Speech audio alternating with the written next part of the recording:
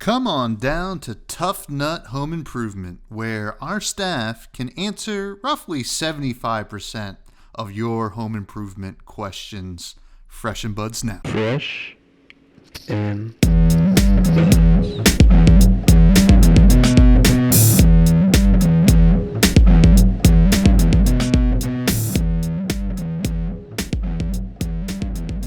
All right, folks, welcome back to yet another episode of Fresh and Buds. I'm your host, Tommy Fresh, and you are all my buds, and it is episode 206, and we welcome back the legendary DMArmada back to the show. How's it going, my friend? How you doing? I'm doing well. We were already talking passionately about another topic, so we're just going to keep it rolling. I'm sorry if you missed out on that, but, I'm ready. I'm excited. There's a lot to talk about in the world of flesh and blood. So let's get to it. Oh, there sure is. Yeah, we were, yucking and jiving there for a little bit, but guess what? It might creep back into the show, and we're going to have a good time. But, there's a lot to talk about. It was a big weekend in Singapore, for constructed play or just like competitive play in general. There was a big old keynote, as there usually is. And most importantly, I gotta talk to you about some pirates because, listen, if there's been somebody with the Gravy Bones t-shirt on, if there's been somebody beating the drum for pirates for a very long time, it's you. And, you must feel a little bit vindicated. But before we do that, how's content going since High Seas came out? It's exciting. I'm having a great time. There's a lot to talk about ever since High Seas came out. Weirdly enough, I feel like this is the best part of Flesh and Blood. Like, we're in that kind of golden era, and I think a lot of people are saying the same thing. I'm not saying it's because of pirates. Look, I'm not. I would never claim that without any proof. But the game's in a great spot, and there's one pirate to rule them all. There he is, right there. He's doing quite well. Yes. So, I mean, pirates can't be that bad, can they? I guess not. I mean, listen, Gravy is certainly doing some work out there in the competitive world. I want to get your. All right, we'll just do it now. I want to get your thoughts on all three pirates, and we'll save Gravy for last. But sure. Or actually, we'll throw Scurv in there, of course. Ooh, good choice. Good choice. Okay, we'll start with Scurv. Deal. I like Scurv, and Scurv seems really good in Project Blue, which could be called Silver Age. Yeah. We don't know yet. I don't know. But he's pretty solid in that. And he's also pretty solid in Blitz. For those that haven't tried him, you should. Turns out that Money or Your Life is crazy and will deal so much damage to you, and you should block it. I'm just saying. You should block it, and then you should expect the pummel. If you don't do that, you'll probably die to Scurv. Scurv, quite good. Which one do you want to talk about next? Oh, geez. Well, Scurv is so cool, and, as a lover, I mentioned it last episode, but lover of cephalopods, obviously seeing, Sticky Fingers, I was immediately in love. But I was also kind of in love with Marlin because harpoons are very cool and cannons are cool. I just want more of them.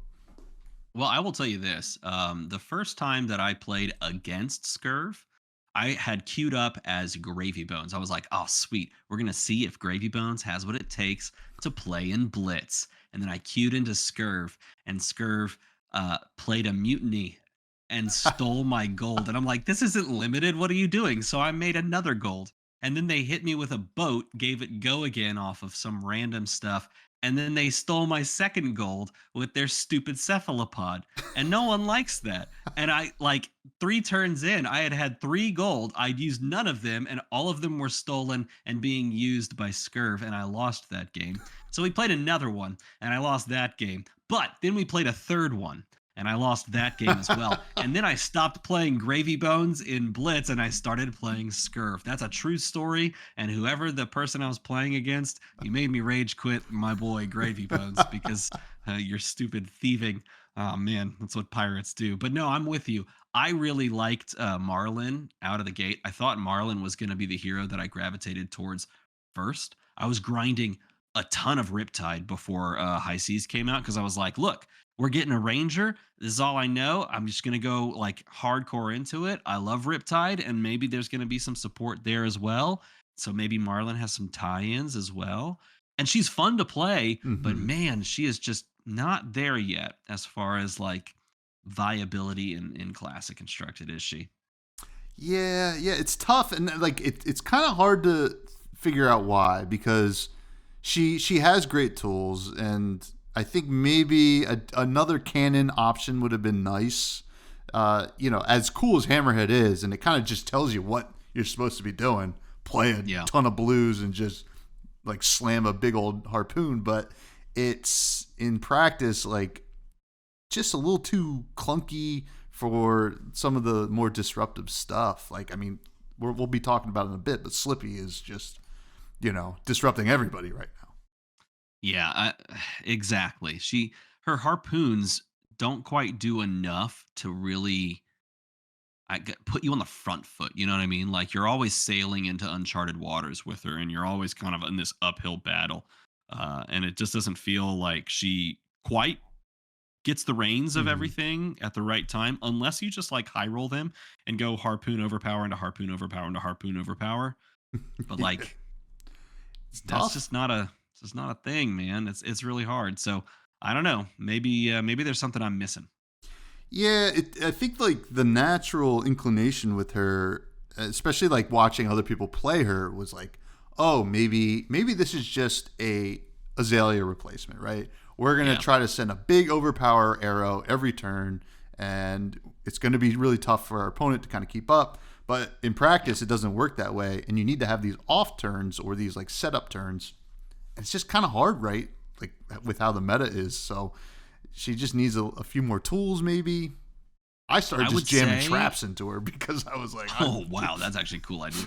I would say just play Death Dealer, but oh, you can't do that. Yeah, that was a strategy for a hot minute, and not anymore. And it really, honestly, like Dreadboard doesn't do anything for her in that respect. not Maybe really. the trick is to just play 9 Tipples and call it a day, right? Because Golden Tipple's like clearly the most broken card in existence. At least that's what Reddit told me once. So Yeah, yeah. I mean, I'm seeing more complaints about swell. To be honest, yeah, it's like if they're gonna do anything, it's gonna be swell. it's just belittle, not quite, but I understand. I understand. But Yeah, no. what about Puffin, the I'll tell you mechanologist that right could? now, dude, I was least interested in Puffin.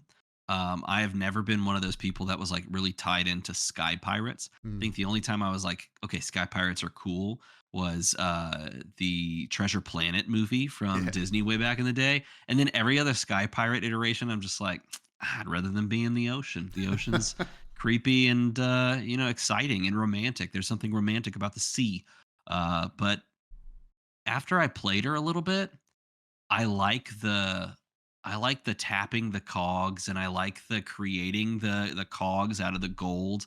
I like that aspect of her. And it's really cool when you like have to block like 3 cards and your opponent like is threatening you with all this, and then you go to your turn and you like crank draw a card, and now you have like this really solid play. It's cool to make something out of nothing. And so I think they nailed the flavor of the idea of like tinkering and like making all of these pieces come together to make something. I think she hits like maybe not the most, but she hits like this really high mark on theming uh, as a pirate and as like a specifically as a mechanologist. I think she's probably the most mechanologisty in the way that I want to see. So Hmm. I don't know. I appreciate her there, but I think I'd lean one other way, Yeah. personally. Yeah. Well, Puffin, is very cool. I like her, and I think I like her a lot because it's finally a break from boosting, right? Which I really Yes. appreciate. And Yes. you know, and it's cool that you can just throw boost cards in there if you want, but Hmm. it's very build it and destroy, right? Like kind of like it's not like the mechanoid where you're just building one thing. You are just like giving these cards the tools to be better, right? Like I think of Yeah. the Palantir Aeronaut or whatever it's Sure. called. that's really good and will just Yep. destroy equipment or just like blocking Yep. cards and you just win. So really neat. But Gravy is the man of the hour, coming off a big win. So Well, I do think that you hit on a great spot.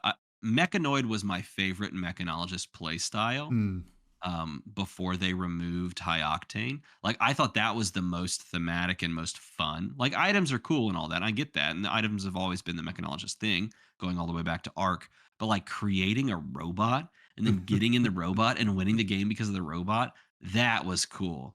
I know like Tech Levasin could do that, but I don't know if anyone remembers that guy exists still. yeah. But like you could do that with Max, and it was fun. It was fun to build that. So we get a little bit of that of like the tinkering, and then this Mhm. does this and that does that with Puffin. But yeah, no, I mean Gravy Bones. Are you Gravy. kidding me? Gravy. Like he's a 10 out of 10 on theming. Like Nathaniel did a fantastic job on the art. Everybody sees that and goes, I need to know more about that character right there and how I can play as that character. 10 out of 10 on art. And then the play style is like deep, it's complex, it's so granular. It has like so many shades of other illusionists out there, but it like punishes you for making the wrong line. Really, really good players make the deck look easy. And into bad matchups, the deck absolutely folds if you have no idea what you're doing. I love it. I think it was the deck that broke my brain the hardest in Flesh and Blood, and I learned how to play Kano.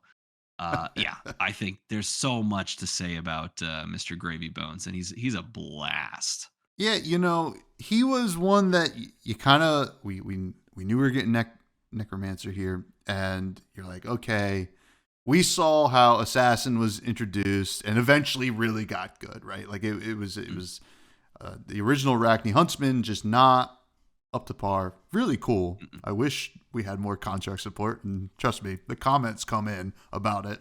And Yep. but you look at Necromancer. Can it be good right out the gates? Could it be? And it was. And honestly, thinking back, I'm just looking at the list right now because that point you made about looking at Gravy Bones and be like, I gotta know more about him. I felt the exact same way about a different hero, and that was Oldham. So, Ooh, listen, interesting. if LSS can learn anything about this right here, clip it, send it to him, put it in the mail, extra stamp because it's international. Big bearded heroes, right? Gravy Bones, Oldham. I mean, we could That's see, like just some more big old beards. I mean, Starvo had a decent sized beard, but not in the level of these guys. There is a positive correlation to beard length and likability, which is why we are both just mediocrely liked on the internet. Yeah. Yeah, I can't. I mean, I could gotta try work to on let it. it go, but man, I don't know. We got to work on it. I shouldn't have shaved. What was I thinking? I don't. Yeah, we were Dang way it. off. But Yep. listen, Gravy Bones is a good segue here into your fresh faves for High Seas. Clearly, it must be your favorite hero. Am I correct? Yes, Kasai is my fresh. No, actually, so for me, funnily enough, Kasai and Gravy Bones are my two favorite heroes now in the game, and so I think both of them are in solid spots right now. Whoa. Yeah. And I'm having the best time ever. Like one armory, I bring Kasai. The other armory, I bring Gravy Bones. And when it's Blitz, I bring Blaze. And I am like happy as a clam. I am having the best time ever. It is wonderful. But yeah, no, I mean, if we're picking a hero from High Seas, Gravy Bones is feasting and doing very, very well. Asking the main question of a lot of people, like, oh, should this hero be banned, nerfed, or whatever. I made a video about it. I don't think they should touch it, but No. if they did, I think maybe they touched Saltwater Swell, like we said earlier. I don't think moving Tipple, I don't think doing that is really gonna. I mean, it would certainly affect the deck if they took all Tipples out. That would be heartbreaking. It Yeah. would break the deck in half. Like it wouldn't be functional because you need gold.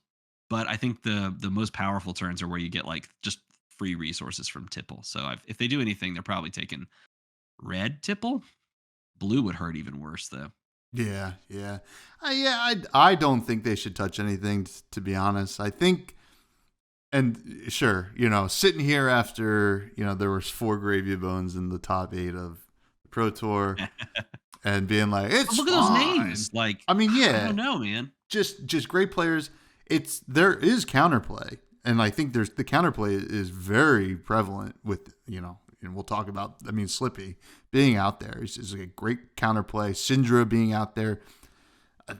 I have a great win rate with Control Riptide into Gravy Bones, right? I think a lot of these decks can play into Gravy. It's a learning curve thing. You got to learn how that deck works. Just like Dromai, right? Like it was easy to just write off Dromai. And certainly that deck was very powerful. But, it's just I'm right there similar. with you. I think the deck is a pure skill check thing. Like, I think that there are decks that on paper should beat it consistently, but I think the better players that are choosing to play Gravy Bones are making the right decisions at the right time. And I think the deck itself, like specifically Gravy Bones, has these moments where you can choose at the beginning of your turn to do one of 5 things, and like 4 of those things would be like, I don't know, if we're like talking range analysis, would be like bad to okay. Mhm. And then like one thing is like aggressively good. But if you make any of the other choices, you're not anywhere near that upper percentage of the aggressively good play. And like sometimes it's like easy to discern what the aggressively good play is. Like play Tipple. Oh, shocking, right? Okay, like that's fine. Every deck has that moment. Oh, start with a 0 for 3 that's red and draconic. I play Syndra. Like every deck has that. But it's the turns where you don't have Tipple in hand and you have 4 options. That's where the best players were making the choices on stream to do the right thing, and they're getting rewarded for it. And that's where I think they were stealing matchups, is because they understood, when I do this thing in this matchup, it gives me a better chance now rather than later. There's just so much granularity that like it rewards the really, really high level players who have figured out those subtle differences in every little matchup. It's a deck that is a true skill test matchup, because there are easy ways to beat it, I think. Mhm. And those have been highlighted in the win rates across like major tournaments. Syndra, Dio, like even Arachne Slip Through the Cracks is like a toss-up matchup, a coin toss. But the agency is there for Gravy Bones to figure out a way to get through it. And I think that's what makes him the best board state hero to this point. Yeah. It's a skill check, I think, on both sides of the board, right?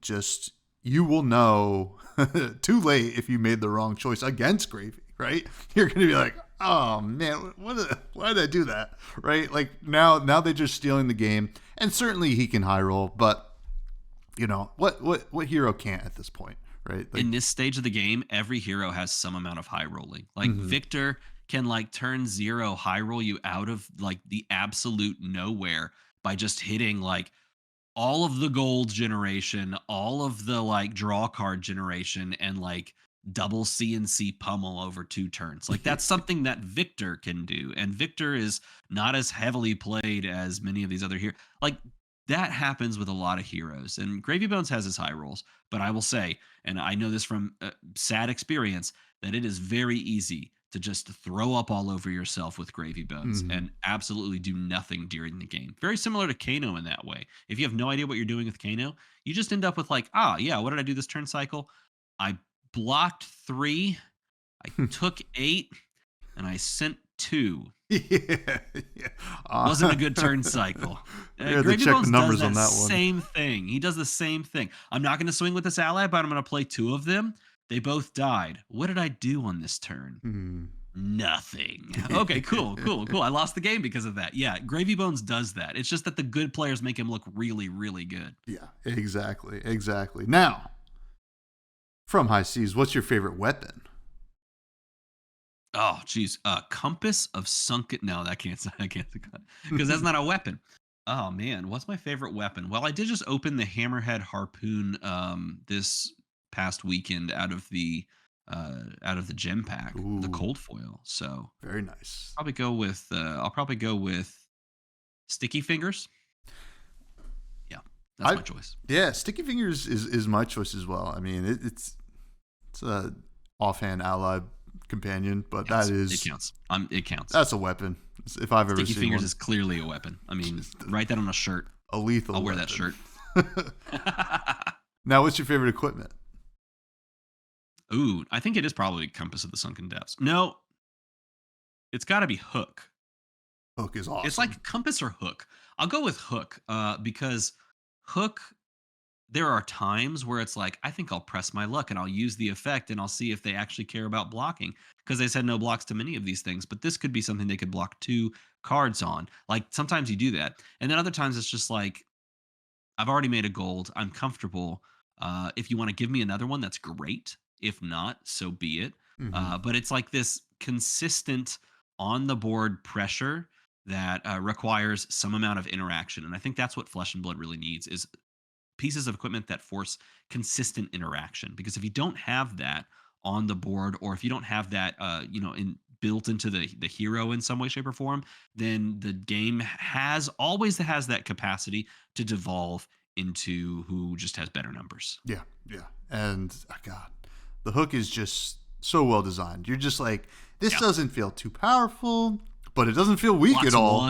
It blocks 1, but not 2, because it's not Traverse the Universe. Yeah, you're just like, I want this, and it's not going to break the game. This is great. Good answer. I just got a cold foil one. I traded for it at the last armory I went to. So I got to give them my rainbow foil one and another card in exchange. I traded a Scowling Flesh Bag plus my rainbow foil hook for a cold foil hook. Worth it. Come on. I mean, to me, that's worth it. Scowling Flesh Bag, the best helmet in the game. Come on. I'm not playing. Dude, you telling me that I should hold on to this brute piece of head equipment when I could have the shiniest hook that anyone on the high seas has ever seen? You have a good point there. I know where my allegiances lie, my friend. Yeah. All right. What's your favorite card that you throw into your deck from High Seas? Oh, dude, it's got to be Conqueror of the High Seas. I went out and I picked up 2 more cold foil Conquerors, and they are my favorite card to look at right now because they are just so beautiful. But yeah, you know what? There's one card that gives it a run for its money, though. Yeah. The treasure version of Tip the Barkeep. Oh, nice. Have you seen that in Treasure? No, I know that it exists. I haven't seen it. The way that the cold foiling functions on that card is so clean. Like those 2 cards, I think, are some of the best cold foiling they've ever done on any card. There are a couple of other cards that I think go along with it, like Flamescale Furnace in cold foil looks insane. But those 2 cards in cold foil, they're right up there. So if it's not Conqueror, it's going to be Tip the Barkeep. Awesome. Good answers. Now, normally I would ask you what class and talent would you be, but since go ahead. Since I know, well, actually, you have to not say Necromancer Pirate, but okay. Pirate is a class. You have to be a pirate. What's your other class? Can I pick outside of the 3? Oh yeah. Any there's only 2 left, right? Oh, Pirate Warrior. Are you kidding me? I want Kasai to be a pirate.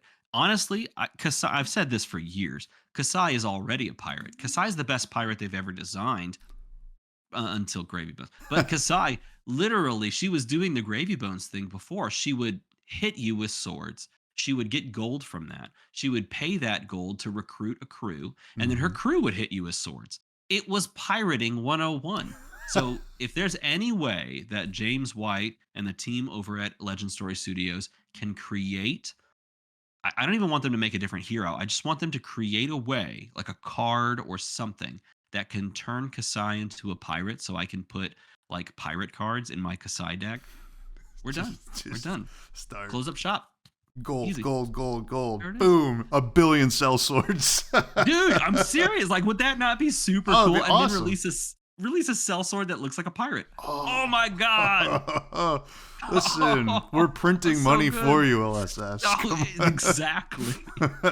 Hire us. We know what we're doing. Yeah, we know nothing what the can people go wrong. want. Yeah. Oh man, that is awesome. You just secretly print a bunch of pirate and riptide cards. Just keep going. Just keep going. Keep going. And while you're at it, unban what is it? I already forgot it.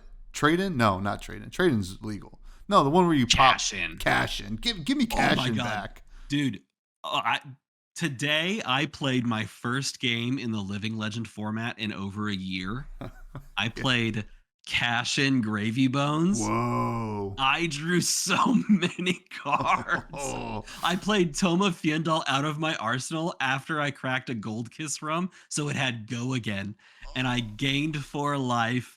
It was beautiful. And I almost defeated a Briar. I was so close. I had him at 1 life. Wow. So we need to put arcane damage in Gravy Bones so I can ping him for 1. I guess so. That sounds awesome. Now, with High Seas out now, what is your greatest set of all time? Next question. I mean, come on. Yeah. It's got to be Gravy Bones. Yeah. I'm sorry, that's not the name of the set. It's High Seas. It's got to be High Seas. It's Gravy Bones the set. Some people out there are like, I can't believe he called it Gravy Bones the set, but it really is Gravy Bones the set. More justice to Marlin. No, it's High Seas. High Seas. Yeah. I figured. It's going to be, I mean, clearly we're going to get some more pirates, which is really cool. I was hoping we'd get like the pirate only class. I mean, I guess Scurv was kind of like that because Thief is not really supported, but I'm excited because I feel like they're just going to be like, hey, here's a new pirate one day, and that's going to be really fun. Yeah, that's my favorite thing about the set is that they have this core class that they can now just add cards to with impunity. Of course, they can test it, but if they want the class to be like a small card pool, and then they just splash in like a pirate, like a dual class, like a pirate warrior, or another pirate ranger, or a pirate. I don't know what else have we not? A pirate illusionist, pirate wizard, like pirate. Anyone could be a pirate. I think that's what's cool about the pirate class and the way they implemented it. It makes so much sense to do it that way, and I'm just so happy that they pulled the trigger on it. Yeah, so cool. It's a big win. It's a big win, and I'm very happy for you, pal, because it's. I know, and as soon as I saw pirates, I'm like, DMArmada is probably just kicking his feet right now, just floored, man. But that was a great fresh phrase. I knew it was going to be, especially after that set. Let's talk about the weekend. Singapore, big weekend, Pro Tour, always exciting, for people attending, and then also those of us who get to watch it back at home and see all the fun stuff that happens. And it always kicks off with a keynote with, James White, owner, lead person ever at LSS.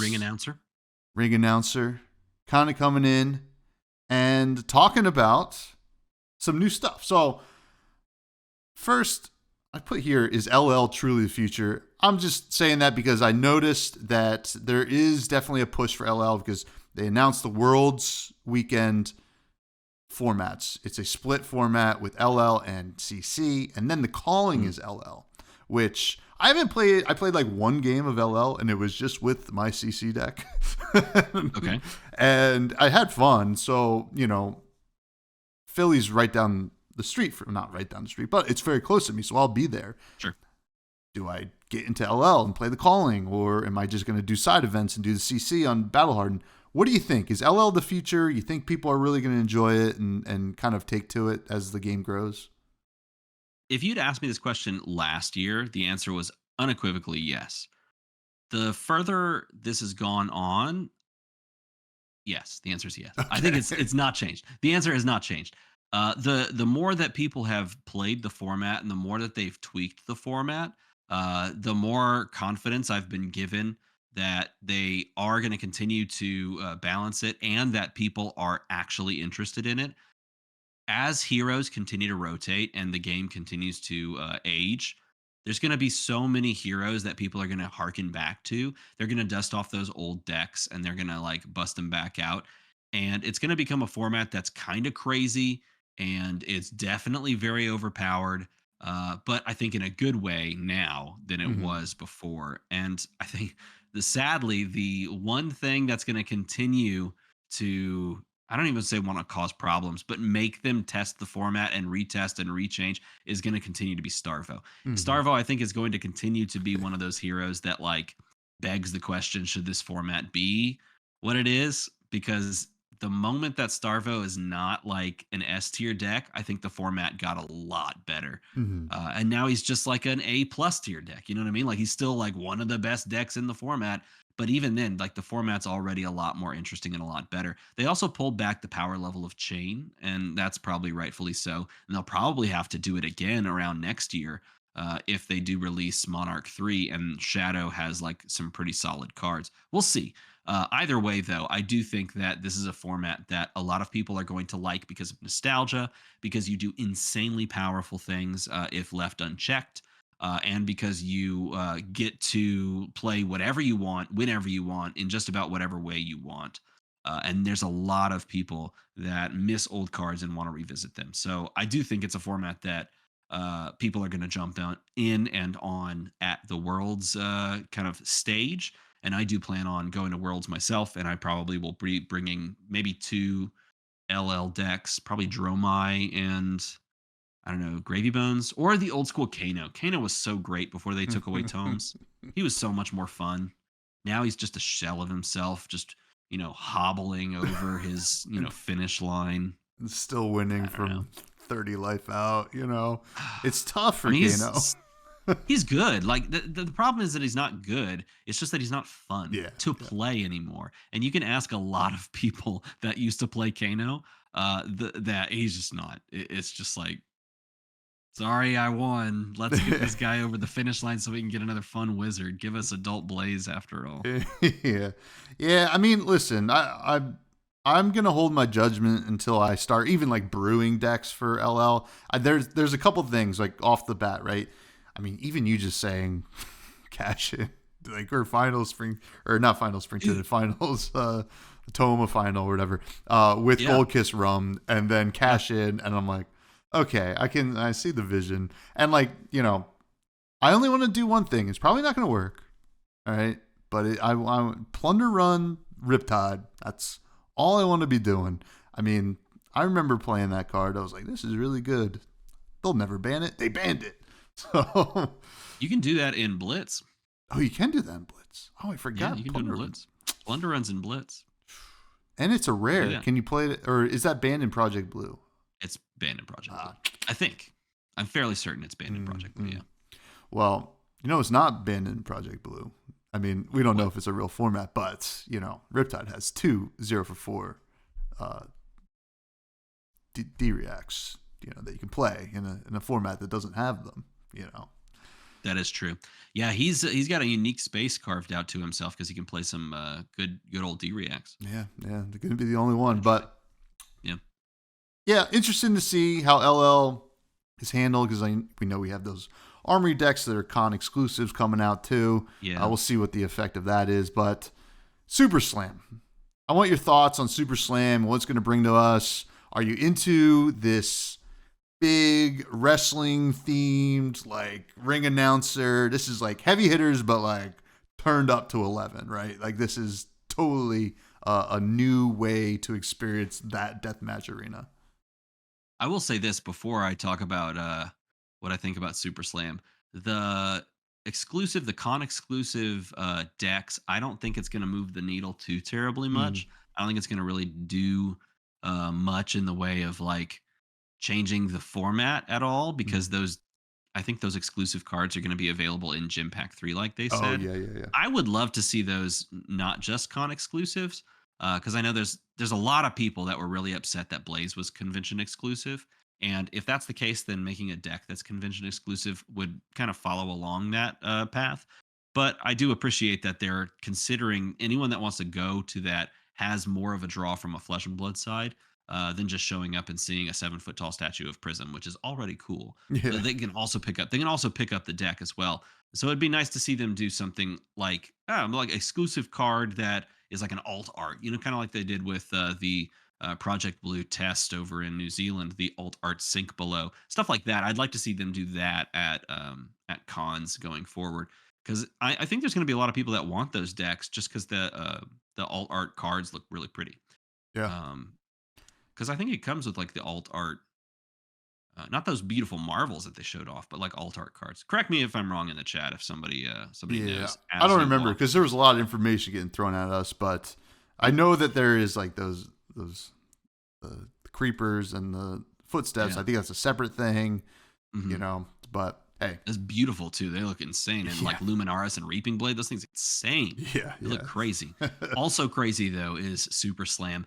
I am a very casual wrestling enjoyer. I like pop in and out just to catch like random storylines here and there, and I watch a lot of the like um this at this point in like WWF history, like the old like documentaries about things. Like I really enjoy the showmanship of it, but I was never someone that like as a kid sat down and watched it by myself or anything like that. I always, if I ever watched it, I watched it with friends. So I feel like I'm a wrestling fan like twice removed Mhm. to like do a nice little harkening back to Lord of the Rings.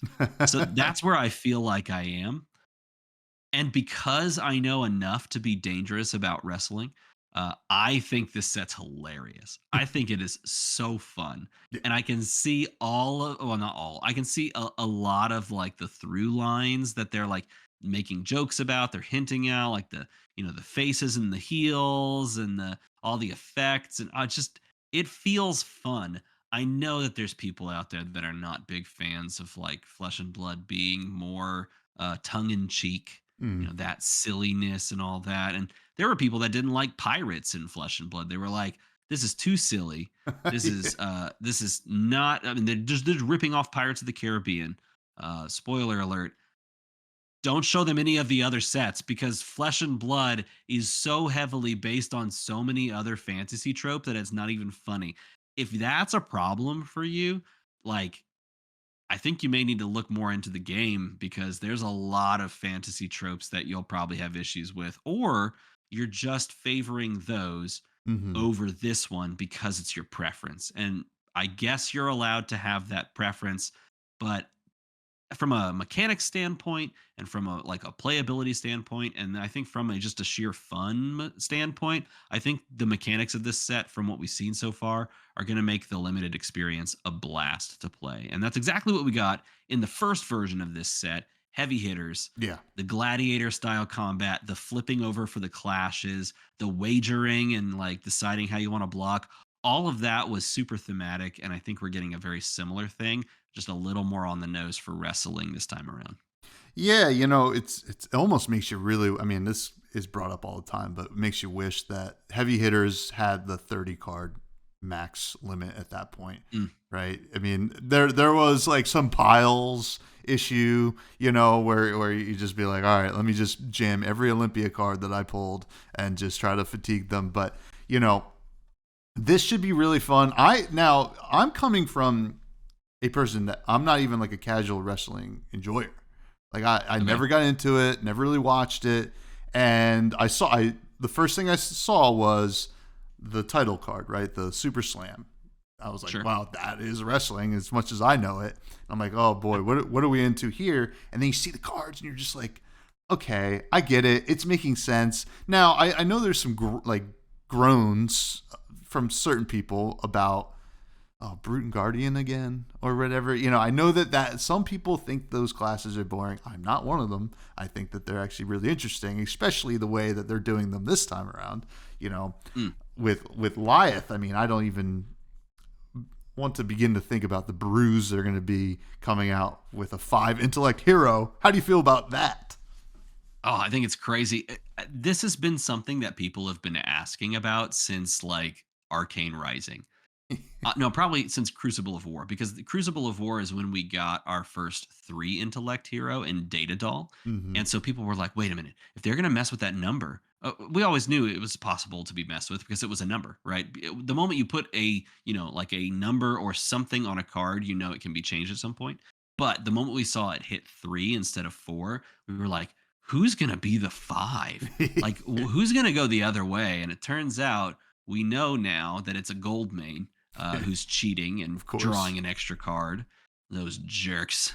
And I don't know. I'm not sure what to make of it yet because I feel like I want to go in blind. I'm Mm-hmm. not sure if I'm going to fly out to Montreal, but I would like to, and I'd like to experience this set and like really dive deep, but try to go in relatively blind. I think that might be kind of fun, right? Yeah, yeah. I, this is going to be a set with I think a lot of twists and turns. I mean, as most wrestling things are, for my knowledge, and I think I understandably worry about a 5 intellect hero, right? That's a lot of cards, and that could be scary, right? And it's a guardian that's like, all right, well, I'll just block so much. And now there's the downside on the hero ability of rounding Yep. everything down, or not rounding everything down. Becomes rounds up, but everything's half rounded up. Yeah. But overall, I'm excited. Tough Nut is definitely going to be the hero that I'm interested in because just so cool. I played against one on Talishar the other day just to see what people were doing with them, and I'm like, oh, he's like, Rock is good. Rock Yeah, is Rock. so good. When There's just so much value in that. yeah, there really is. Now, Pleiades, which is I hope that's Pleiades. I think is the way you pronounce it. And I've been saying Pleiades, but I have no Pleiades? idea. Well, I keep saying Pleiades because I don't know, playing like James said Pallades when he introduced it. Pleiades. So maybe it's Pallades? I don't know. Well, we'll find out. But No. we saw her hero text, and we saw the mention of suspense counters from auras, and then we finally saw the suspense mechanic, which is this is going to be the big new mechanic from the set. We saw cheering and booing, but that's like equivalent to maybe like the Treasure Island of the set, right? Like where there's kind of something going on outside. Now, suspense. How do you feel about the mechanic? For those who don't know, let me bring up. It's you can't block with more than 2 non-equipment cards, I think is what it is. Oh, suspense is this enters the arena with 2 suspense counters. At the start of your turn, remove one, and when it has none, destroy it. This is for the suspense auras. is no, my bad. I'm thinking of the other one. Suspense is yeah. How do I feel about suspense like ticking down? Yeah, well, just like, how do you feel about like on they're really trying to make an aura guardian. That's been something that's been tried for a long time, and suspense is they're gonna the one that we saw in the palm of your hand, which I believe is from her armory deck, but it might also be in the set. I'm not sure. But when it enters or leaves the arena, draw a card, right? So it's replacing itself immediately, right? Cool. And then later you're going to get to draw the extra card, and that seems pretty good. That's a majestic, obviously. So yeah. The one that so suspense, and I'm just reminding myself because I thought we were talking about, for some reason I thought we were talking about the one that makes blocking harder, but that's, I think, confidence. That's the one that blows my mind. The confidence token, I think, is the one that I was thinking of. Either way, suspense being an aura one is interesting, and I think I talked about this at last week. Because it's the one that you're referring to in the palm of your hand is a card that when you play it, it costs you a card, and then you have to pitch, so it costs you 2 cards. But then it recoups itself 2 cards later. So in a way, it's like the weirdest type of way to subtly thin your deck out, because it's a card that cycles through the deck slightly faster than just an average draw rate does. So that to me is kind of like, I don't know if I'd actually play this, but it all stems on the fact that you can use that other card, which the name I forgot at this point. The one where if you can trigger suspense to all go on 3 times on a turn, you get to play an extra turn out. I think it was Standing Ovation or something like that. Yeah. Is that the one? Standing Ovation. Standing Ovation. I don't have it up. Let me bring it up. I think it's if you trigger 3 suspense auras on the same turn, after that turn you get to play a second turn. Yes. And stupid. And your opponent draws back up, but yeah, you get to do 2 turns in a row. Yeah. It's the first time we've seen it in the game. Yeah. That to me is really the interesting part. So you're playing a mini game to trigger that effect. But the downside to it, and I didn't go into this on the video, but the downside is that either you need to find that card over the course of a turn or 2 when you're setting all these suspense tokens up, or these suspense auras up, or you need to arsenal it and then protect it and then either play more suspense auras or just have lined up 3 to pop at the same turn so that you can get the value. And then you have to draw in good hand. So is it good? I don't know. But taking an extra turn in a game of playing cards of any sort has always been good. Yeah. I just go back to like my Hearthstone days where you could trigger and play an extra turn and just blow people up. Yeah, if that's anywhere near what this, or if this is anywhere near what that could be, then this could be a really, really crazy hero. And I'm just gonna say it. Pleiades, whatever you say, should have been a bard. Should have been a bard. Yeah, or at least dual class or something. Dual class this lady as a bard. Yeah. What's going on with that? Now, to be fair, it doesn't look like the strings are on the on the axe, but maybe they are. I'm not She's sure. really strong. Yeah. Well, listen. She's really strong. Yeah, she's gonna be good. I mean, I don't know if she'll actually be good because that is a really powerful effect. It's a big setup kind of thing, which I think is good for the I game. mean, she's so strong she can play a guitar without strings. That's what I mean. Oh yeah, obviously. She's really strong. She doesn't need strings. No strings attached, Pinocchio. But maybe that's how you pronounce it. No, I think I'm a little off. But yeah, interesting. Suspense. Want to see how it shapes up. Tough Nut's going to be awesome. KO. What do you think about confidence? Confidence, yeah, that's the token that she makes. That's the one that you were referring to. That's the one that she makes, right? Whenever she gets cheered, you will create the confidence, which is at the start of your turn, destroy this. The next attack card you play this turn can't be defended by more than 2 non-block cards. Non-block cards. It wasn't non-equipment cards, non-block cards. Yeah. So I think that one's really interesting. I think confidence creates a really interesting state where it makes like any guardian that can create confidence tokens Mm-hmm. and have them pop and then like do something with like dominate or crush effects, things like that. You could do some nasty stuff because it really prevents so much. It forces people to play block cards, which is great. I think that is a thing that they should do going forward in the game. Block cards, I think, are my favorite card type that they've introduced recently. Um, so it encourages people to play those, and it punishes people for playing like D-reacts instead, Mm-hmm. which I think is doubly great because there's such a heavy emphasis on Sink Below, Fate Foreseen, and now Shelter from a Storm. So I like the idea of a confidence like build for Guardians. I think that's a great way to give them their own archetype or their own identity if they can like be doing dominate stuff and then also be making it harder to block. Like it's more than just I got big hammer, you lose type thing. And I like that. I think that's what LSS should do for more heroes is give them, or more classes, give them more stuff to do. Yeah, and this is obviously a huge kind of wink and nod at what Pleiades probably wants to do, right? Kind of like send an attack that needs to like be blocked efficiently, or else they're going to be, in deep trouble. So and just like Tough Nut is creating toughness, tokens to be able to like block better while things are going on with only 3 intellect.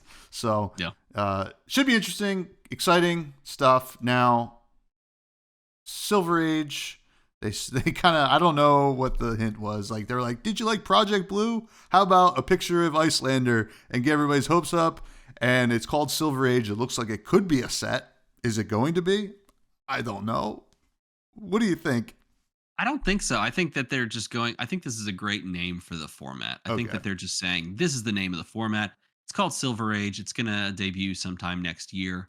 And I think that would be a great idea. I think that would be a great play for them. I think that'd be an overall win for LSS because I think a median format that isn't just commoner, something that like grabs more people's attention, Mm-hmm. is exactly what they need. It's a format that is not so expensive compared to Blitz, which is still expensive. Even though I love the format, I can definitely acknowledge that it is an expensive format because you have access to all of the equipment, and the equipment is what makes the game expensive right now. It's not all the it's that coupled with like your playable, hugely playable, popular Majestics and like Fabled. But really, the equipment, if you take out like 90% of equipment from decks, you'll see that like the main deck is pennies on the dollar. Mm-hmm. And this is exactly what Silver Age like holds up compared to Blitz. It's like you want all of those cards that are pennies on the dollar to be playable and to be like the main deck, and to like you don't have to worry about legendary equipment because this format doesn't allow it. But it's also not commoner in the sense that like you only get to do one thing with the hero, and it Hmm. doesn't even feel like the hero. It just feels like you're doing like watered down fab to some degree. And I know there's a lot of people that like commoner. I'm not as big on the format just because to me it doesn't feel as thematic, Sure. because heroes have to kind of be siloed into just their commons. And I think a common rare type format and maybe adding like hero specialization cards in would be a good format. To me, that would be the best case scenario, is like a clash style format where you can play like spec cards as well. Yeah, I'm hoping so. I think that would be a net positive, and hopefully a similar ban list to Project Blue, because I thought that was Mm. pretty neat as well. Now, one last thing they kind of really announced before we get to the Pro Tour and what happened, although we've kind of been hinting at it anyway, but is the content creator grant. So they are going to be giving away $25,000 to content creators across 5 different content creators, $5,000 each. There's going to be sending out an application in August, and we don't know what the application is. Just want to briefly get your thoughts, right? We talked about it a little bit before we started Yeah. recording. So we kind of maybe, already got our thoughts out there. But, you know, from a public perspective, I think, it could be awesome. There could be concerns. What's your overall thoughts on this? Is this going to be, a home run going forward? Could there have been something different? I think, and we, like you said, we talked about Yeah. this already, so you know my position on it. I think, like, first and foremost, it's a W to support the people that love your game. Mm-hmm. So content creators do so much to like get excitement for the game, and to like get more knowledge and understanding for people playing the game, and to just feel more connected to the community of the game. And so I think LSS doing something like this is a natural extension of what they were already doing in printing like the content creator promotional cards and things like that. This is a great step forward towards that. I do think that there could be pitfalls with something like this, but and this is something I didn't mention before, I would rather them try stuff like this because it's the right thing to do, and have things go wrong and then go back and fix that and then try it again, because they are trying to support the people that love their game. I would Mm-hmm. rather them do that than not do any of this at all. Now, what could go wrong? I think there's a real chance that people get put off by the fact that they weren't selected, or they weren't like like they didn't win the grant. I think that it could be one of those scenarios where I don't think they should, because Yeah. I think that, like, I don't personally expect to be like shoulder tapped. I don't know how you feel about it or anything like that, but I have reason. I don't know. I feel as though like they're gonna want to find people that are maybe more like the smaller creators that are there, maybe can build up. But either way, I would I would love the opportunity to write a grant and propose all of these crazy dreams and ideas that I have floating in my head with which to do that money. But I would have loved to see even more people than just the, I think, five, right? Yeah. Yeah. The five people. I'd love to see even more than just five people be supported. If that means less money for more people, I am all for that, because as we talked about, Yeah. I think the lion's share of the creators in this space uh, do a lot of similar stuff. We get together, we talk about decks, we play those decks, or we talk about news, we highlight things, and that type of content is so democratized. It's so easy to get your hands on a mic, on Mm-hmm. a phone camera, on editing software for free, that $5,000 for that, you end up going, well, I still have a lot of money left over. What do I do with it? So if you did like 25 creators at $1,000, that might be an interesting, try Mm-hmm. down the line. See if that functions in a better way or in a worse way. And I could see them like going through an iteration process with this. But I think overall, this is a big W for content and for people that are passionate about the game, and especially for LSS, because it's one thing to say, like there's a lot of content creators out there, and here's a way to feature them. It's another thing to say we are going to literally give you money because we see that you're passionate, and we want to make, in any way, shape, or form, make your content better. I Mhm. think that's huge. Yeah, I think it's very smart on their end, because listen, I mean, they do a lot of work to promote this game, but so do we. And I think that, investing in people like us, content creators, is a smart thing to do. Now, a little interesting that, I'll be interested to see how many people get shoulder tapped to apply, because Mm. that's kind of interesting that it wasn't just kind of open, right, for everybody to apply. Although, I Yeah, can that's the understand. part I don't know about. Yeah, Is it an open invitation, or are they like starting by like saying, "Hey, you should apply for this"? the I think graphic. that's something that's kind of strange as well. I'm not sure if like they mean we're going to shoulder tap these creators and then we'll pick from that pool, or if it's like we're going to tell people, but then it's open. Yeah, I'm Either not way, I would sure. I would certainly write a grant for it, regardless if it's open. I would write one for it. Yeah, But if the it's just the people they shoulder tap, it's their prerogative as well. yeah the graphic says LSS will select creators to apply in August based on, and Oh, then okay. demonstrated commitment to fab content creation, potential for growth and Mm, impact, creativity and originality, and contribution to the flesh and blood community. That all makes a lot of sense. The mhm. only interesting is like will select creators to apply, as opposed to Hmm. just an open kind of thing. That Okay. might be pretty open anyway. We don't really know. It's Yeah. interesting. I'm glad it's happening. You know, I think the one thing that I would put out into the world is like if 5 people are getting it, a large majority of people aren't getting it. So keep Yes, that in exactly. mind. That's the best mentality to have, is don't expect Hmm. like anything. And if you're not selected, like if you and I don't get shoulder tapped, it's not that big of a deal, Yeah.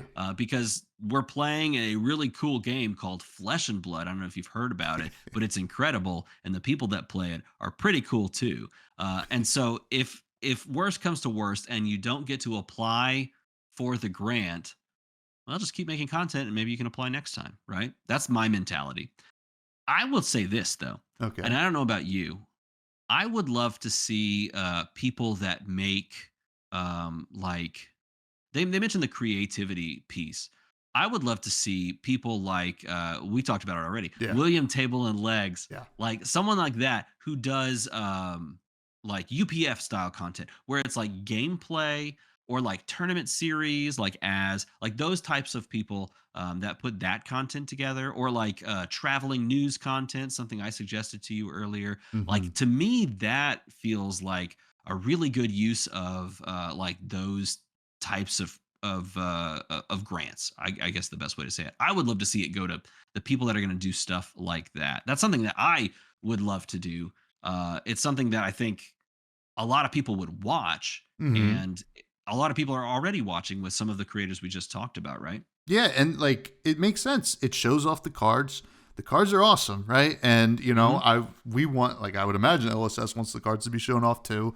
And it's just it gets people pretty excited. I mean, just look at the meteoric rise of three floating, right? Like that, like really Sure. fun, just gameplay style content. Like that kind of stuff gets people excited, right? Like that is the goal of content creation. I don't want people to listen to this podcast and not be excited. That would be kind of a Mm. bummer if people weren't excited after you know like consuming your content. So really cool. Just wanted to touch on it. There's still a lot of questions about how it's going to happen and if they'll change it in the future, or if they'll do it again. But I feel comfortable saying between the two of us, we have like 10 years with this game, right? I mean, I'm coming on 4, you like around 6, coming up on Yeah, 6. since it started, yeah. And we've been doing it without the grant, so we're going to keep doing it. Yeah, exactly. We're just gonna keep doing it. No, and you and I were talking already, like even just in the way that we do content and the stuff that we do with Flesh and Blood, we already have like the stuff you were telling me, like super creative, like interesting ideas that are just slightly different and that are super unique to like what you do already. That it's more than just I want to buy a new mic Yeah. or I want to upgrade the lights in here. Like I think that is the most exciting thing is that every creator that is already doing stuff and has been doing stuff like we have very consistently has these weird ideas and like this I want to do this thing. Like I'm just going to say it, the idea of you sitting in an ottoman for this show and like having a close that's awesome. That would be Yeah. so much fun. Like that's unique and I would enjoy watching that even more. Like that would be super cool. So like that sort of thing has already made this whole proceeding a positive to me because it gets people thinking like what would I do to really upgrade my content? Yeah. Yeah. And like what would I do if I did have more funds available? And if I don't get this grant, maybe I just like do a fundraiser and try to do this anyway because Yeah. then you're Figure it out. dreaming and Yeah. then you're going like I'm like hey if they don't shoulder tap me I am still going to try and do the idea that I've had for 2 years and maybe I'll just like move some of those cards and raise the money to do the thing that I've wanted to do for 2 years. Yeah. Like that's the kind of idea that I've been holding on to and it's like maybe this is the time anyway. Yeah. Because we're going to have to write something out and then it's going to be in Mm. writing. And you're just going to be like, Yep. well, I didn't get it, but I know exactly Pull the what the trigger goal anyway, is. yeah. Yeah. Exactly. You've already ideated, right? Yeah, yeah. So, Yeah. really cool, really cool. And you know what? Let's touch briefly on the weekend of Classic Constructed. Your boy Gravy had one hell of a weekend with winning Pro Tour Singapore, and also having Wasn't even the best deck. Wasn't even the most dominant deck on the weekend. You know who was? Verdant? No, Dio? No, Ira. Ira. Ira. The most dominant deck on the weekend was Ira. Won the calling, won the battle hardened. Yes, yeah, Ira won. I was looking at the conversion rates. I was like, well, only 8% of the Iras made it to day 2. And then, no, I totally forgot that Ira won 2 of the 3 events, which is so Yeah. crazy. I'm like, where did that come from? That's great, though. Ira beat Gravy, and then Ira beat who was in the finals there at the Living Legend. Ira won the Living Legend as well. I can't remember who they beat. David Lee was on. Not Dash.io. No, No, I can't remember. I don't. Either way, Ira won 2 out of the 3 tournaments and did not have a chance to win the main event, but Gravy Bones did. Gravy Either Bones way, Gravy did. Bones had a good time. Question: Do you nerf the deck? Talked about it already. I accidentally said Tipple earlier. I meant to say Swell. Swell is the one that they probably move if they do anything. I don't know. They could move Tipple, but if they're really going to fix this format, which is already a great format, if they're going to fix it, the best way to bring Gravy Bones down is by nerfing Arachne. Slip through the cracks. Yeah. Yep. Yeah. Yep. I mean, I truly don't think there's anything that should be done, right? I think, as we said before, I think Gravy is totally beatable. Slippy is a good deck, right? And, me watching this weekend as like a Riptide player, I was like, oh man, I wish I know there was a couple Riptides floating over there, but like, yeah, I was like, I want to. Yeah, I think Chrissy Ollie was playing Riptide. Yes, and I believe something happened with that, but I'm not exactly sure. I think something happened in the draft rounds that probably led to him not making the conversion. That's the tough thing about split format too, right? It is, yeah. I mean, everyone's complaining about the power level of Gravy in a split format tournament. Mm-hmm. Why are we? Like, is that what we're really hyping up? Look at the split form. I mean, you got to go in and you got to see what happened in the draft rounds. But no, there are answers to the deck, and right now, Slippy is currently making the answers to the deck do worse because they're dominating those matchups as well. So it's like if you want Gravy Bones to be tamped down, bring back 3 of its bad matchups because they are currently being like absolutely dumpstered by Slippy. Yeah, Seems like a pretty good balancing act. But the craziest part of all of this is that the top 5 decks are within like 6-7% win rate of each other. Yeah. And they're all in like the 54 to like 49.7. It's like, are you kidding? What are we talking about here? you're upset that like Gravy Bones is the second or third highest win rate in this like 5 or 6 point spread? Come on, I it's think, ridiculous. yeah, it's crazy. I mean, because I do truly think that. Well, the funny thing is, right? So I think people were saying if I was, I even in the dev talk, I think there was like, oh well, there's going to be a lot of Slippies at Singapore, and guess what? It was the most represented deck, Yeah. 79, and 79 people played Arachne slip through the cracks, followed by 47 gravies. So like, there's a big drop off, and Sindra was at 46, basically the same Yeah. amount, right? Now, clearly, Gravy making up half the top 8, is a story there, but still was the Yeah. second most represented deck. And 2 slipped through the cracks, made it into top 8 as well. Mhm. And then guess what? The other 2 most represented decks were Syndra and Verdance. And if I'm not mistaken, Verdance and Syndra made it to the top 8. So, it was pretty clean cut in terms of how it kind of, I would have expected it to go. I might have thought maybe it would have been flip flopped, right? 4 slipped through the cracks and 2 gravies, but Exactly. Yeah. I think that's the really interesting part is that like it is not I'm not saying that Gravy is bad based on the fact that Slippy is slightly better and that he's a sec. I'm not saying that he's bad. The mhm, deck is good, and the deck, especially when in the hands of a very strong player, is even better.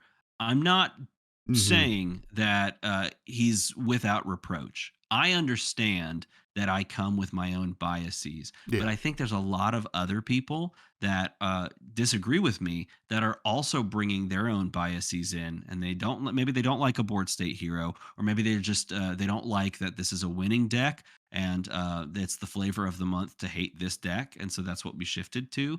But I feel like there's a lot less basis for this one to be like nerfed into the ground than something like a Zen, or like some of these more powerful decks that have been ruling the roost. Even heck, like a Florian to some degree that was clearly a front runner coming out of national season. Slippy was so dominant. Why we're not talking about that? Like a week yeah, before this event, people were like, "Slip through the cracks. Clearly the best deck. Gravy Bones. It's like an A tier deck. It's like pretty solid." yeah.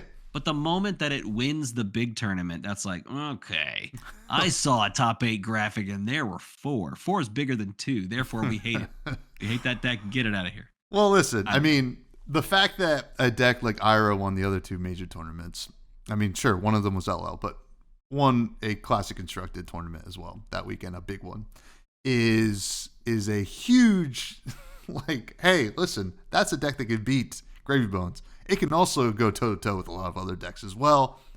Ira's good, right? That's good. It's a deck that can beat this supposedly best deck of the format. Now, if you look at the top 8 bracket, now I don't want to butcher the name, but Shiryu Wu won. Should we? Yeah. Yep. Should we? And the other 3 players on Gravy Bones Mhm. was Arthur Trehet. You might know Arthur for winning another Pro Tour. Uh, another French player, Enki Dupaquer. I'm definitely Monkey butchering du that. Paquier. Du Paquier. Obviously, the French were cooking. There Yeah. were 3 of them in the top 8. And Yeah. then a player named Michael Hamilton was Yes. also A playing player Groove named Runs. Michael Hamilton. Yeah. God, did you watch that quarterfinals? Yeah, it Sheesh. so much fun. And these are just some of the best players in the world, right? So, yeah, Gravy Bones is good, but listen, the pilots are excellent too. So it's worth bringing up. So I don't think Gravy is an Yeah. issue. I don't think Slip Through the Cracks is an issue. I don't think anything's an issue right now. This is the best constructed format we've had since Heavy Hitters, in my humble opinion. So, I would agree. I think here's the thing. I will play devil's advocate and I will say, can we make it better? And I will say, look, if we wanted to make it better, here's what you do. And I don't personally ascribe to the idea of what's the best way to say this? parenting from the top down of like changing the format and instituting bans based on tier 4 events only, and not, like Hmm. worrying about the smaller scale events and even all the way down to armories. I don't personally ascribe to that, but if you do, here's what I would do. If I had, unilateral control to try and make the format better, I would take away red saltwater swell. Okay, that's one. Okay. I would, if I'm going crazy, I would restrict take up the mantle to one. Okay. Okay. And then I would, what's the best way to do this? I would give Guardians all 1 gold to start the game. Okay. There All you go. right. They all get to start with 1 extra gold, just so the Guardian players can stop feeling so depressed all the time I would just give them and 2 like head slots so actually they can always be enjoy. royal. There you go. They can wear 2 crowns of dominion to get their 2 gold. How about that? Just Yeah. to pat them on the back, because there's never going to be a set that comes out just for them, and they don't get to feel alive unless they can swing a hammer for 6 every other turn and outvalue you slowly but surely. So there you go. That's what I would do to balance the format. Because I think, Guardians should have fun too. I think Guardians deserve it. It's been a long time since they've been relevant at all, right? And there's Yeah. no other class in the game that has ever experienced irrelevancy except Guardian. That's what the Guardian players say, I bet. Well, listen, they're in luck. There's a whole mastery pack coming out soon. What? Now, you know what I would do? Now, When? if I'm going to play devil's advocate too, this is what I would do to fix the format. Fix this format that needs fixing, quote unquote. Now, you mentioned restricting. I want to unrestrict, right? All right. We're going to remove the legendary status of 3 cards. This is going to sound biased. I'm thinking Buzzsaw Trap, maybe Collapsing Trap, and then this one's crazy. Spike Pit man. Trap. Okay, slow down. Whoa. Stop. Oh, you could play 4 collapsing traps. How about that? I'll give you 1 extra. Oh man, but No, I think warriors should get a mastery pack. Like, when's the last time you cared about a warrior? PTLA. That's right. It was Hatchet's Dorinthia. hey now, I have Fang built right behind me. I'm caring about Fang's a Warrior blast. big time. I love warrior, dude. Kasai is right here. I deeply care about warrior, but yeah. I gotta placate those guardian players because they're never gonna get a set for themselves. No, certainly not 2 in a row in the next 2 months. But that's And they only have like 2 heroes to choose from, right? yeah. Yeah, something like that. How many guardians exist right now? Someone tell me in chat how many guardians exist. Victor, Bravo, Valda, Yep. soon to be Lyeth and Pleiades, Betsy. Jarl. You guys got a couple heroes to mess around with. They get a few to choose from. Yeah. Oh, now quick. Name the wizards. Kano, Verdance. Doesn't count. It's a guardian. Okay, Acilio. Doesn't count. It's a rune blade. Okay, Kano. Yeah. All right, there it is. Okay, there we go. We got there. Listen, there it is. All right. I'm sorry. I've been trolling all the Guardian players. I feel for you. I think that a Guardian is like the best class to teach people how to play Flesh and Blood. So, well, listen, all in good fun. I'm also gonna challenge you. I think I disagree on the Verdance, tag there, because I got smacked for 45 damage the other day in Armory, and I'm like, it feels like a wizard. I'm gonna be honest with you, that felt like a wizard. So, well, that's enough dunking on the Guardian players. I had to get my shots in while I had a chance. Yeah. But comment below how much that. That's what they get for the years of playing Steadfast into me. Yeah. I will not forget. Steadfast. I will not forgive. There's going to be more of that to come, it sounds like, with the Mastery Pack. We'll see, though. We will see. We do have listener questions before we say our goodbyes, though. These listener questions come from the Buds Discord, free for anybody to join. Check it out in the show notes below. First one comes from Greg, a.k.a. Darth Prentice, who asks, do you think the tactile mechanics, in parentheses, fiddliness of permanent-based decks is getting out of hand? Bonus question, any new cookies to be on the lookout for? Is it getting out of hand? The tactile. I think it's. I'll go with them. I think it's very close to actually getting out of hand, and I think the one that really does it for me is Puffin. I think it's fun to play Puffin's deck, but there are so many times where it's like, okay, I'm gonna crank this, which means I remove the counter, but then I'm gonna tap it. Okay, but which one does this card? This one tells me to tap it and crank, but then I'm going to make this one. Then I have to flip that gold over because I just made a gold. And then when I flip that over, I'm going to put a counter on. Then I'm going to take the counter off because I cranked it. And then I'm going to draw a card, but then I'm going to tap two of these, but then I'm going to untap with unicycle. Like it gets to a point where it's almost too much. I think that's part of the fun of it, though. Yeah. But I think if it's like one level deeper, we're going to end up breaking through the matrix and we're going to really see the simulation as it stands. It's just too much tapping of cogs. Yeah. And then just like issues with playing like legally. Sometimes you're just going to mess up, Right. like if it gets too deep, but it's a good point. Any new cookies? I don't think gravy is an issue. No. I think you just like, you put a thing in the graveyard and then you take it out and you put it on the board. You don't have to get an ash. You don't have to put it on top of something else.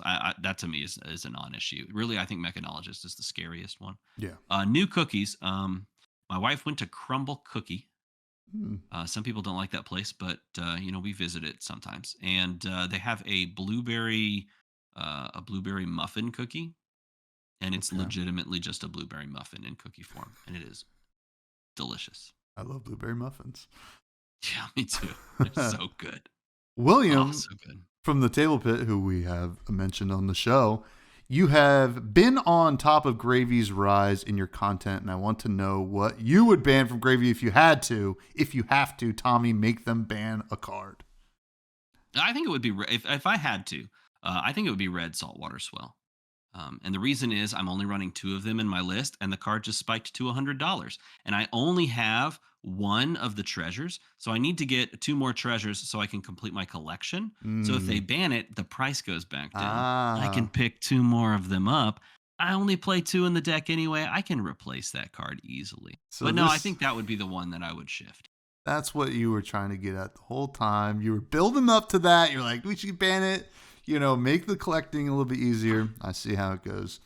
No, honestly, I do think that's the card that makes the deck kind of go even crazier. It's consistent when you play Tipple. Tipple provides consistency. When you don't draw Tipple, the deck is way harder just to do anything with. Like, I have to have a gold in order to cycle an ally out of my hand, or I have to have Tipple.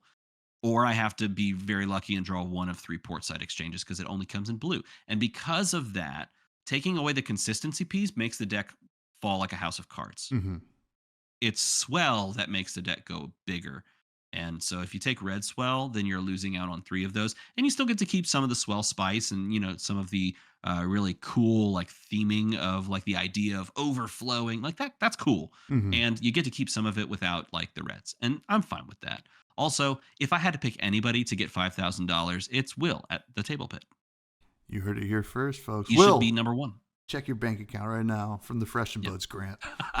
There it Just is. kidding. Oh, it's not there. Sigma asks, how strong do you believe Gravy really is, and how good for the game is that a new hero comes out in full force like this? Kind of like the first one to do it since MST.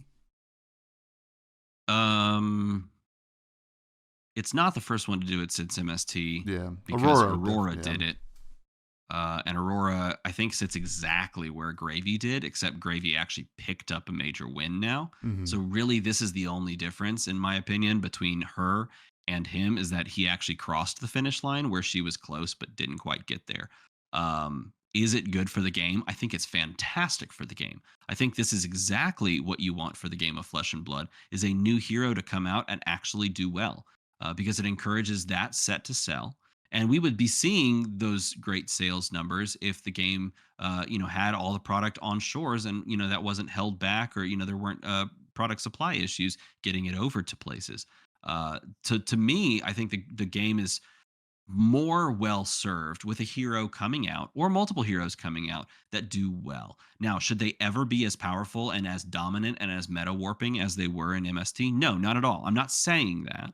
But what I am saying is that if you release a set like, I don't know, Bright Lights, where all of the heroes come out and Dash IO kind of does okay, and then those other heroes exist, that doesn't serve the game. Like, Yeah. that's not a benefit to the game. What is a hero like Gravy Bones. And unfortunately, I would like the other two pirates to have been like a little bit more powerful. I think that is the one downfall of the set, is that the other two pirates just haven't quite cut it yet in the meta. And I'm hoping that that changes, because it will solidify my opinion as the greatest set they've ever created.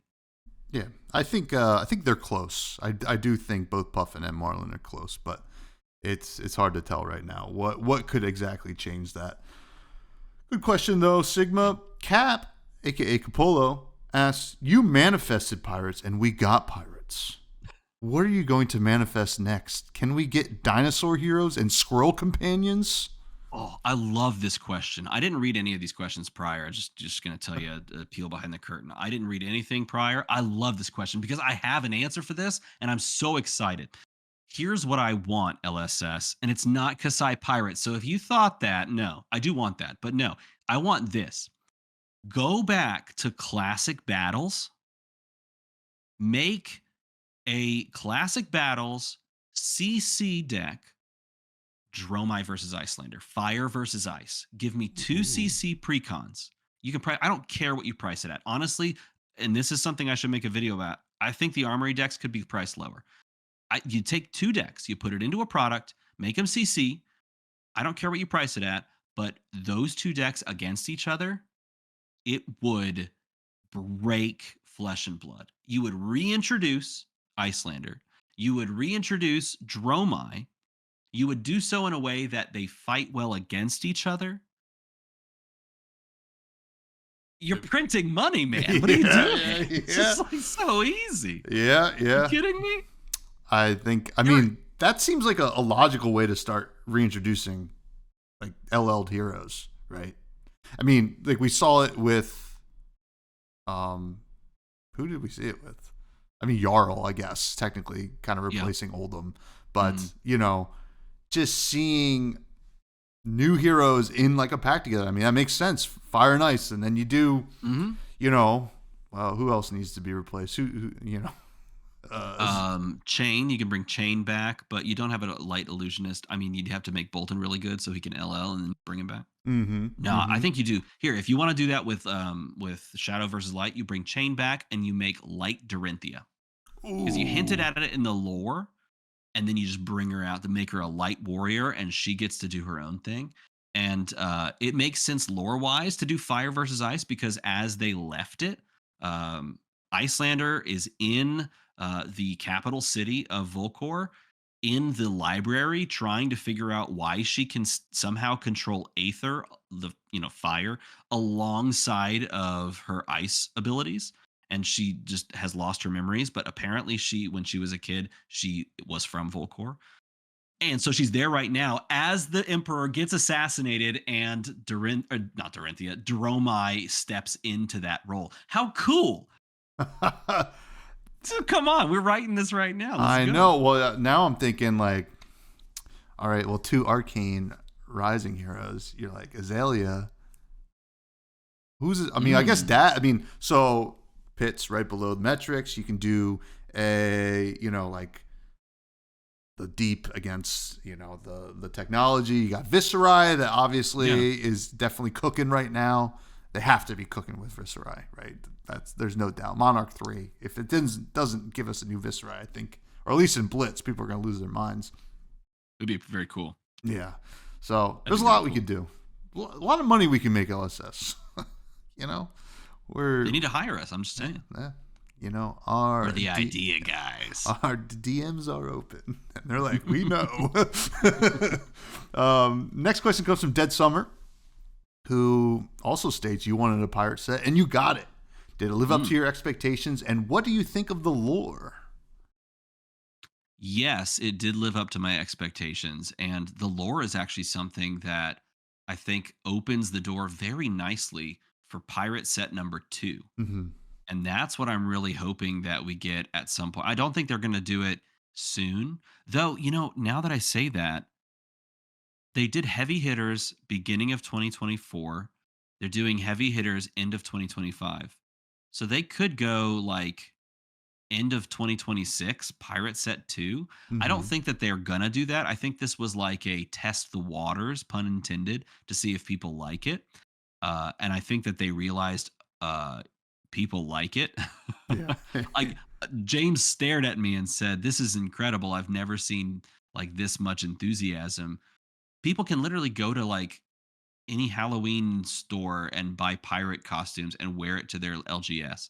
I played against a One Piece pirate while we were playing at the pre-release. Like he was dressed in One Piece garb, but it was Pirate Day and we were playing Fab, baby. It was cool. You can easily like embody the character, and I think that coupled with how good the limited format was, I think they're going back, and I think they're going to go back in a big way. So I'm hoping that the lore is pointing us towards Pirate Set 2 in the not so distant future. I'm hoping you're correct there. I'm hoping you're correct because it was a lot of fun. Boosting Spend Dog asks one question that we kind of already talked about, but I'm going to ask the other one because it's in all caps. Arg me hearty, how's Gravy Bones doing for Yarg? And then also, who do you think deserves the 5K grant? William.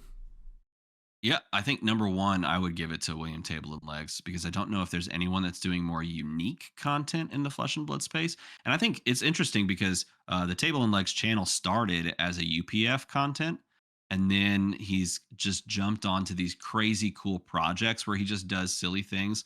And I think there's a market for that, and I would like to see that explored deeper and like taken to its logical conclusion, because I feel like it's on the same wavelength as a 6 sleeved deck.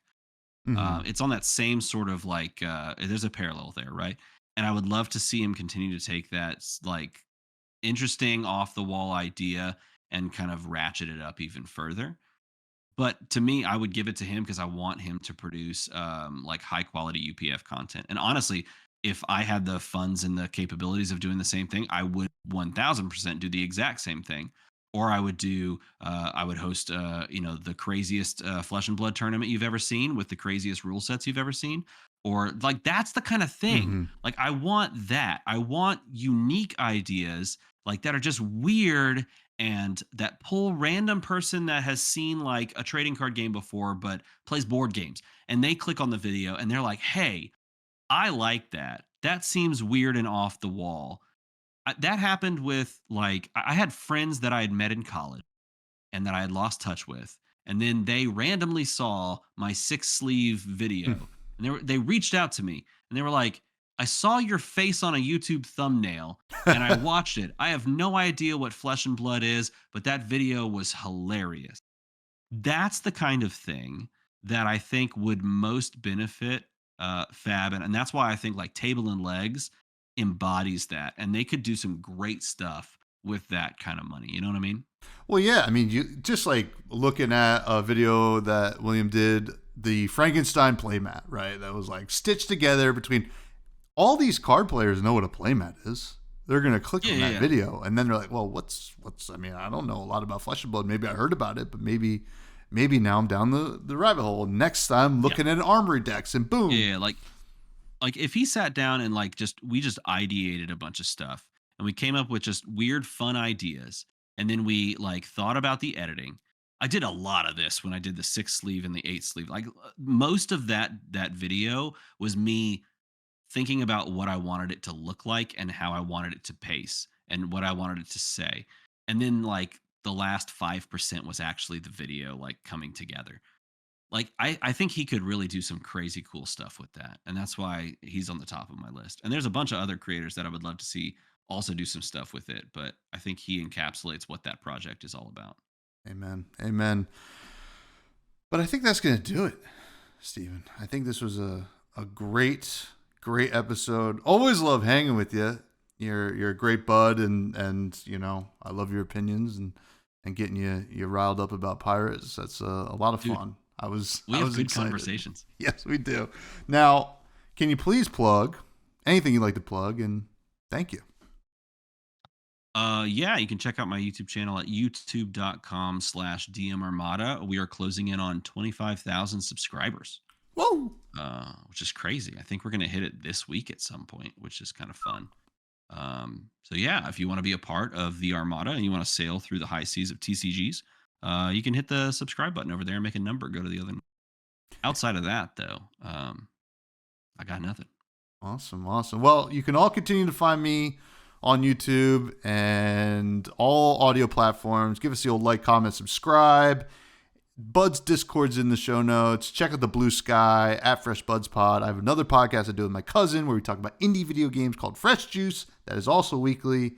And finally, always like to talk about food.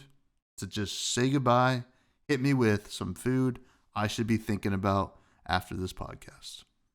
Oh, sweet. Have you ever had pasta with just like a really good like pan-seared chicken breast and tomato basil sauce drizzled over it all? I've had some formation of that, yes. Okay. That is my favorite meal right now to cook. It is my favorite meal to eat. And it is something that I've been working on for like, I don't know, 6 years, 7 years now. And I feel like yesterday when I made it was my best time yet. For those that don't know, I almost went to culinary school. I never learned anything at culinary school. So I'm not saying I'm a good cook, but I really like cooking. That's what I'm saying. I really enjoy cooking.